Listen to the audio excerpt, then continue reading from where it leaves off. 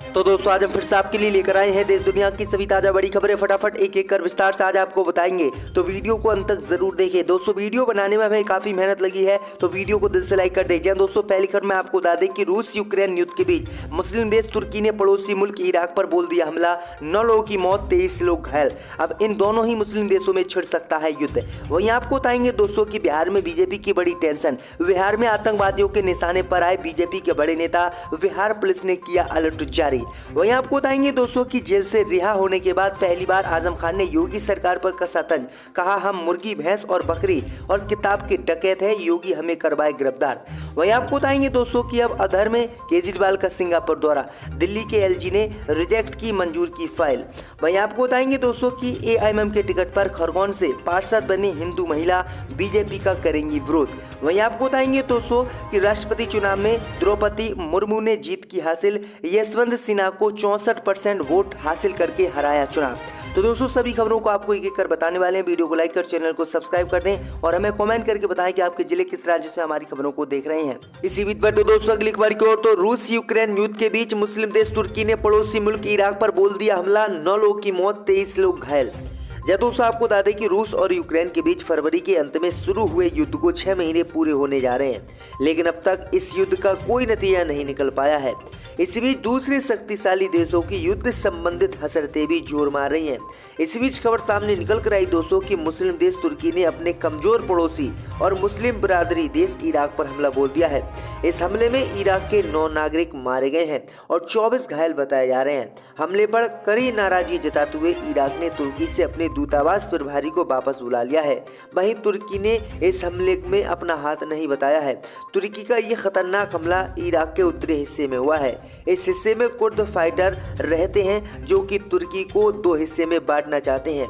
भाई आपको बता दें कि इन्हीं को लेकर यह हमला तुर्की ने किया है, जिसमें 9 लोगों की मौत हो गई है और इनकी संख्या लगातार बढ़ती जा रही है और अफरा तफरी का माहौल बन गया है। भाई आपको बता दें कि रूस और यूक्रेन के बीच अब इन दोनों मुस्लिम देशों में युद्ध शुरू होने की आशंका जताई जा रही है। इसी बीच पर तो दोस्तों अगली खबर की ओर, तो बिहार में बीजेपी की बड़ी मुश्किलें, बिहार में आतंकवादियों के निशाने पर बीजेपी के नेता। दोस्तों आपको बता दें कि बिहार में बीजेपी के बड़े नेता आतंकवादियों के निशाने पर हैं। दरअसल आपको बता दें कि गृह मंत्रालय ने बिहार पुलिस को अलर्ट इसी को लेकर किया है। सभी बड़े नेताओं की सुरक्षा बढ़ाने के भी आदेश गृह मंत्रालय ने दिए हैं। गृह मंत्रालय ने बताया है कि मुख्य रूप से सिर्फ बीजेपी के नेताओं की जान आतंकवादी लेना चाहते हैं, जिनमें केंद्रीय मंत्री गिरिराज सिंह का नाम शामिल है और गिरिराज सिंह का नाम आतंकवादियों की हिट लिस्ट में सबसे ऊपर है। दरअसल आपको बता दें कि इसकी जानकारी जैसे ही केंद्रीय गृह मंत्रालय ने दी, उसके बाद इनकी सुरक्षा बढ़ा दी गई है।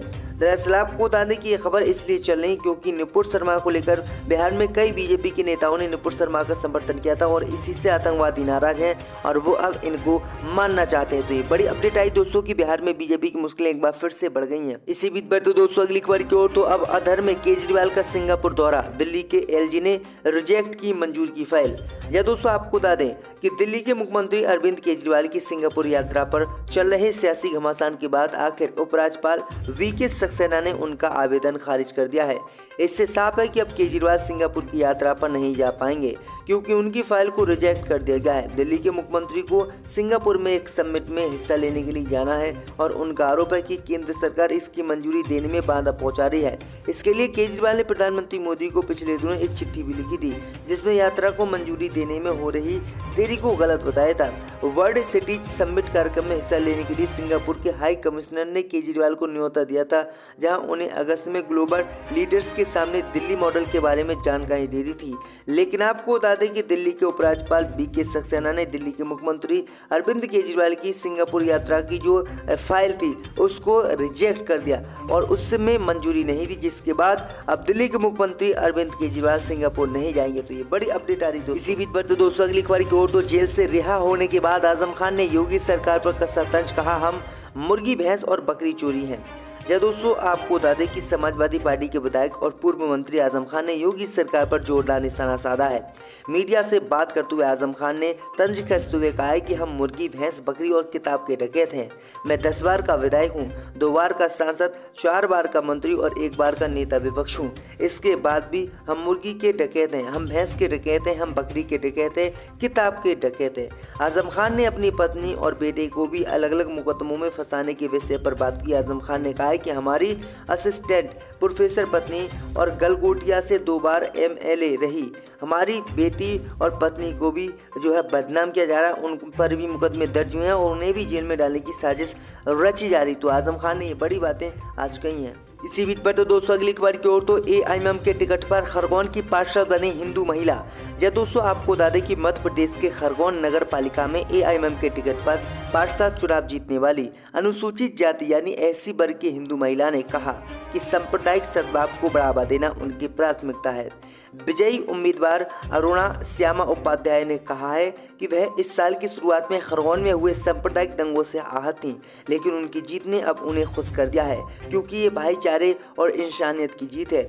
खरगोन शहर में इस साल 10 अप्रैल को रामनवमी के अवसर पर निकाले गए जुलूस के दौरान समूहों के झड़पों के बाद सांप्रदायिक दंगे भड़के थे और यहाँ पर असदुद्दीन ओवैसी ने चुनाव भी लड़ा, लेकिन बीजेपी ने यहाँ पर मुसलमानों के घरों पर बुलडोजर चलवा दिया, जिससे पूरे देश के मुसलमान नाराज हुए। तो ये बड़ी अपडेट आ रही दोस्तों, अब यहाँ पर जो है उन्होंने ही जीत हासिल। इसी बीच पर दोस्तों अगली खबर की ओर तो भारत की पहली आदिवासी राष्ट्रपति निर्वाचित हुई द्रौपदी मुर्मू, यशवंत सिन्हा हारे चुनाव। जय दोस्तों आपको बता दें कि NDA उम्मीदवार द्रौपदी मुर्मू ने बृहस्पतिवार को विपक्ष के उम्मीदवार यशवंत सिन्हा को एक तरफा मुकाबले में हराने के साथ ही भारत की पहली आदिवासी राष्ट्रपति निर्वाचित होकर इतिहास रच दिया है। दरअसल आपको बता दें कि मुर्मू की उम्र 64 साल है और वो देश की 15वीं राष्ट्रपति बन गई हैं। दरअसल आपको बता दें कि 64% से अधिक उन्हें मत प्राप्त हुए थे, जबकि सेना को भारी अंतर से उन्होंने हरा दिया था। दरअसल आपको बता दें कि 10 घंटे से अधिक समय तक चली मतगणना प्रक्रिया समाप्ति के बाद निर्वाचन अधिकारी PC मोदी ने मुर्मू को विजेता घोषित किया और कहा कि उन्हें सिन्हा के 3,80,177 मतों के मुकाबले 6,76,803 मत हासिल हुए हैं। केरल के एक विधायक को छोड़कर सभी विधायकों ने सिन्हा को वोट दिया, जबकि मुर्मू को आंध्र प्रदेश से सभी मत मिले। वह स्वतंत्रता के बाद पैदा होने वाली पहली राष्ट्रपति होंगी और शीर्ष पद पर काबिज होने वाली सबसे कम उम्र की राष्ट्रपति होंगी। तो ये बड़ी अपडेट आ रही दोस्तों कि द्रौपदी मुर्मू को लगभग 64% वोट इस बार राष्ट्रपति चुनाव में मिले। इसी बीच पर तो दोस्तों अगली खबर की ओर तो अमेरिकी राष्ट्रपति जो बाइडेन कोरोना पॉजिटिव, 2 पूर्व राष्ट्रपति भी रह चुके हैं कोविड संक्रमित। जय दोस्तों आपको बता दें कि अमेरिकी राष्ट्रपति जो बाइडेन कोरोना पॉजिटिव पाए गए हैं। बाइडेन की कोविड रिपोर्ट पॉजिटिव आने के बाद आइसोलेट उनको कर दिया गया है। व्हाइट हाउस ने गुरुवार को इसकी जानकारी देते हुए बताया है कि जो बाइडेन को कोरोना के बहुत हल्के लक्षण रिपोर्ट किए गए हैं। तो वायरस की चपेट में आने के बाद वह दूसरे राष्ट्रपति हैं। पूर्व राष्ट्रपति डोनाल्ड ट्रंप भी कोविड पॉजिटिव आ चुके हैं।